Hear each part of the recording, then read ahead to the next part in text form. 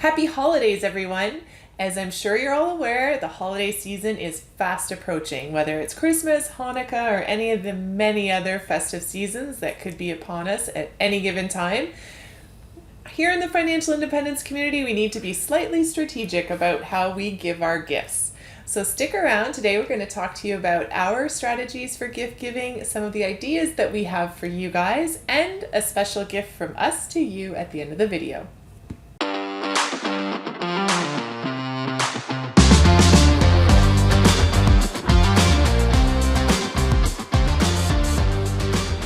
You were expecting me to see with my ugly Christmas sweater? Me too. You know the secret? It doesn't fit me anymore. We even went looking for new ones, but they were too expensive. Too expensive. It's all about financial independence and buying something that is quite expensive. For one day, maybe two, but one Maybe day. two. It might not be in our plans. Yeah, didn't make sense. We are so excited to have you with us today. We are so grateful. It's been a long year with COVID as we do record this video in November, at the end of November. And then we thought, what are we going to do? Because we wanted to do something FI related. And on this video, we will be sharing with you some of the ideas that we have. It might not make sense. You might have any other ideas to share with us, even though we thought, why not? So here we are. Yeah, so today we're going to talk about our FI Christmas ideas and some tips and maybe some strategies that you guys can implement. Take from it what you will. This is kind of some of the stuff that we've gone through, so we thought we'd share it with all of you. So first of all, it's budget. As you know, I love spreadsheets. And we also have a spreadsheet for Christmas where we do basically say, here's the amount of money that we're going to spend. Mm-hmm. And the idea is that we kind of sit down and we think about who we're buying for. So it's not random gifts that spur the moment you're in line at Winners and they make you walk through that big long S-shaped line and they've got all those little tiny gifts sitting there. No, you have a plan, you know who you're buying for, no impulse buys, and then you set a budget for each person. Yeah, it's quite similar to what we always do with grocery. We heard that there's some marketing behind that. I always try to go with my belly full, so it's just avoiding this last temptation, especially with chocolate. Oh my God, it's just difficult to go, chocolate, right? Yeah. But first of all is, going back to Christine's point, is budget and knowing how much you're going to spend. And by the way, we have not introduced ourselves yet.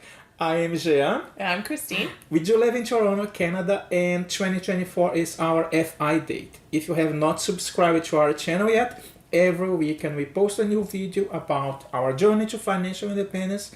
Where are we? Some of the mistakes that we have made, and it's quite a lot of those mistakes, but at least we are sharing our journey with you. Hopefully you might find something that is useful. So if you have not subscribed yet, please do consider. Part of the whole, Jean calls it budgeting, I don't, I call it planning. I hate the word budget. But anyways, it's a good idea to have a ballpark figure in mind so you don't completely blow your bank account. But part of planning for us is, in a previous video, we talked about some of our favorite credit cards that we use for financial independence. Jean's going to link it up there. But with these cards come a lot of special offers. And specifically this time of year, there seems to be a lot of those bonus offers coming around. So as a simple example, the Amex cards, you spend $30. It's different for each card. I think the Cobalt was you spend $30, you get a online, and you get a $15 rebate back on your card. And I think the more expensive cards were $50, you get a $20 credit, something like that. So utilizing the bonus offers that come with the credit cards, it allows us not only to accumulate points towards our FI journey and travel expenses down the road, but it's actually giving us some of our purchasing money back to use towards other gifts for other people. So if we buy something worth $50 online, it's really only costing us $30 or $35 depending on the offer. Now we can put that additional $15 towards the next person's gift. Another good example with American Express is one of the cards that we have. It does come with a statement of $100. So you basically spend $100, you get $100 back. So this is something that we are considering as part of our budget in having experience with our family and friends. Yeah, and that's a dining credit. That's That's not a a dining shopping credit. No, So yeah. there are just a ton of different credits on these cards throughout the year, and we seem to see a lot of them at the holiday season because they want you to spend money. And that's another important point. Just spend what you can. Plan ahead, budget if you want to, but don't ever overspend because that's another year starting in 2022, and I am sure that you're gonna want to start 2022 with your, hopefully your budget, your expenses, and everything in green and not red. Yeah, so just it's a fun time of year for everybody, and everybody wants to give as much as they can, but just don't get sucked in because it's also the best marketing time of the year as well Yes. for a lot of these companies with Black Friday and Cyber Monday and Boxing Day and all these great sales leading up to the holidays. Just really know your prices. Hopefully you've paid attention throughout the year so you know what is actually a bargain Yes. and what they've just raised the price and then lowered it to make it look good. Yeah. Yeah. Good point. So the next thing that we're going to talk about is the actual gifts that you're giving people. That's a big one, I think, for a lot of people, right? For us, we tend to not lean towards a lot of expensive, no, I shouldn't say expensive, but just a lot of consumer type gifts. Does that make sense? It does. So for us, it's more about experiences or things and time that we can spend with our friends and family. So what can we do as a gift to give to our friends or family that also gives them the experience that goes along with it? So we came up with some examples. The first one is with kids, and in this example, what we are planning is something quite different, which is getting the kids for a day, take them out of their parents. We don't have any kids at all. We do have great nieces and nephews. Yes, and we love them, oh my god, to the moon. So what we thought is, why not we bring the kids here and we can do something with them? It might be something kind of going to Dollarama or like any other dollar store, getting them some aprons is not gonna cost you. And while we are there, you can look at some recipes. But as we are on YouTube, guess what? They always love coming to YouTube, and we can even browse and search for some of those recipes online. The experience of having them with you and trying out and baking and do something different, it's not gonna cost you a lot, and I'm sure that this is something that you will love it. Hey, and who doesn't like chocolate? Yeah, so our thought behind it was, so like Jean said, give them a little gift certificate along with maybe the ingredients to make cookies, right? And so that gift certificate says you get to spend the day with your aunt and uncle and we get to do this activity, right? Obviously, there's going to be probably a lunch out or something like that along with it, but it's the time that you're spending and the experience that you're going to have going forward, both for them and for you, that's going to be memorable. It's priceless. Yeah. Or any type of activity, really. So another thing we thought of, especially with our friends, is we love to do stuff outside. And after the year and a half of COVID and not being able to spend a lot of time with them, we've come up with one that's kind of fun. And it's, again, same idea, is more of a gift certificate to our friends where we're inviting them to, let's say, an afternoon in the city that we're going to go and skate for an hour and a half or so. We're going to look after the skate rentals. We're going to come back here. We have a fire pit in the backyard. We're going to do drinks and stuff around the fire pit for everybody. We're going to make dinner, maybe pizzas on the barbecue, something like that. But we're going to house them here. We're going to provide them like a whole experience, a day in the city. And it's just something fun. And again, it's more of an experience and something we haven't had the opportunity to do for a long time. Yeah. So I guess what we're thinking of is when you look back on your own childhood and on your own memories, the things that really stand out, it's not so much the gifts that we got. I mean, I can look back on my childhood and maybe remember 2 or 3 like really big gifts that I was excited about. Maybe like my Cabbage Patch doll when I was little or my My Little Pony castle. But really, when you think about it, what I remember about Christmas is waking up with my parents on Christmas morning, eating breakfast, hanging out with my family and cousins that day, going skating, tobogganing. Had nothing really to do with the gifts. I can't even remember the gifts, but I remember the time that I spent with the family. So that's what we're kind of aiming for this year, is we just really want to experience time and fun memories with our family. And in doing that, we thought, why not we share some of the books that we've read in the past that it also helped us. Word of caution, you don't need to buy the books. You can go to the library and you can take a look on those books, and I'm sure that they are available. But the funny thing is, with some of those books, we went to the library for quite a few times and we didn't even want to wait until the book is available for us. We decided to buy these books, and we decided to buy because we actually lent these books to some of our friends because we also want them to go through this journey, because we keep telling them we are going to retire in 2024 and they say, oh, okay, yeah, talk to me next year. It's still not clear to them that it's going to happen.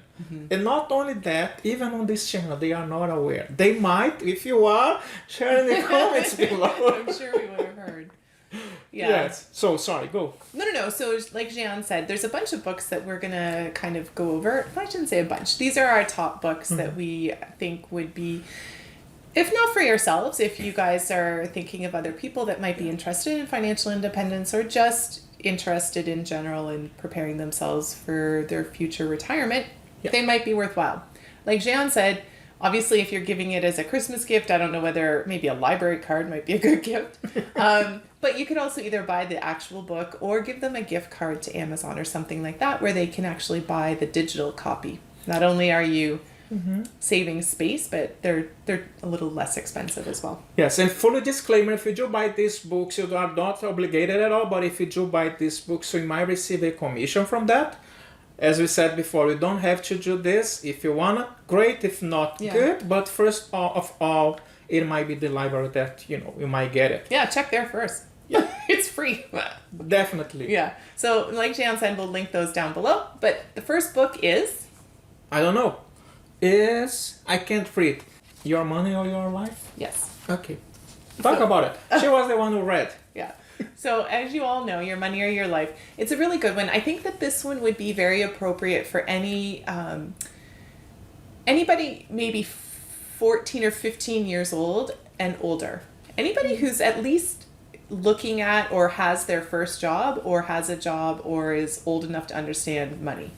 I think it's important. Yeah. It might be a little too advanced for anybody younger than 14 or 15, but at least at that age you can start to comprehend the fact that you're trading your time and your life for objects and things. Yeah. So literally you will trade your lifetime for money in which you turn around and spend on objects. So is it worth it?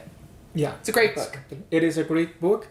The second one is The Smith Maneuver.